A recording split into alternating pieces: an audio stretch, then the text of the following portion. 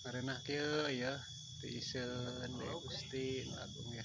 Nya keur naon mangaluk sarangan we di dieu? Aya Kang Ajengan. Ampun. Oh iya keur ngalamun wae Kang Ajengan. Heuk tos di mana Kang Ajengan? Eta Kang Ajengan teh tas yang cai itu tigirang tu talang bocor. Aduh aing ah. Ngenaha. Oh teuing eta tengku sapi tengku naon tengku barudak dihareureikeun Kang Ajengan bener. Aduh.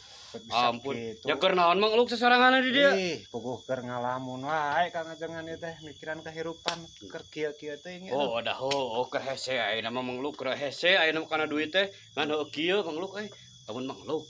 Manggi duit 1 miliar tah.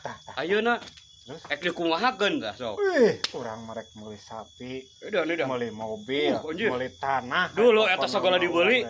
Marukankeun Betul loba duit atuh. Weh, tuh tong nyangka. Oh, engke Kang Ajengan peuting ka ieu mah nya. Rek naon?